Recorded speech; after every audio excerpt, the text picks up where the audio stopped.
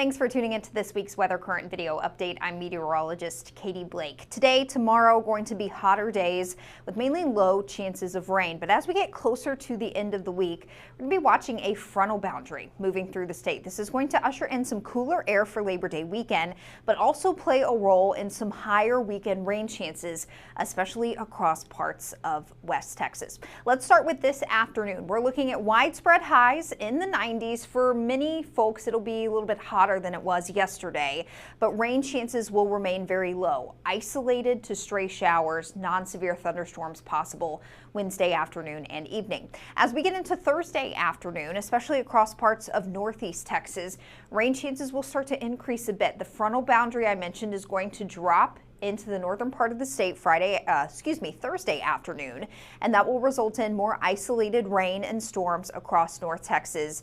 As we get into Thursday afternoon, Thursday evening, Thursday night, some lingering rain is possible as this front continues to drop south. But as we get into Friday, especially by Friday afternoon, this boundary is going to become stationary, meaning it's kind of going to stall out. This is going to keep the focus for rain on Friday afternoon and evening, mainly across parts of central, east, and west Texas, basically south of 20. That's the better chance for some rain as we get into Friday.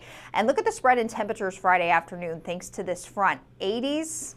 Upper 80s near 90 in North Texas, but then hotter for some spots that are closer to the front itself. As we get into the weekend, this frontal boundary really won't make much more progress. It's going to remain stationary across parts of Texas. We've also got the heat high centered basically right over El Paso. Around the center of this heat high, there are going to be some rain-making disturbances moving through the Panhandle, Permian Basin, and Concho Valley over the weekend. So it's going to be a combination of these disturbances around the heat high and that stalled frontal boundary that are going to keep higher rain chances across parts of West Texas this weekend. West Texas is not the only part of the state that will see rain chances linger into the weekend. Across parts of central and even parts of southeast Texas, there will be some lower weekend rain chances, but more scattered to widespread rain and storms will be possible west of I-35 as we get into Saturday and Sunday. Rounds of showers and storms will continue, again, mainly west of 35. And then as we get into Monday, we'll start to see that rainfall coverage across West Texas drop off just a little bit. Look at the possible rainfall. This really kind of tells the story through 5 p.m. on Monday. Along I-35 into the Metroplex, much lower possible rainfall totals than what they'll be looking at across the Concho Valley, Permian Basin, and into the Texas Panhandle. Really, any of those spots could see between 1 and 2 inches of rain over the course of the weekend. Again, most of that is going to fall on Saturday and Sunday. Can't rule out some localized flooding issues on those days either.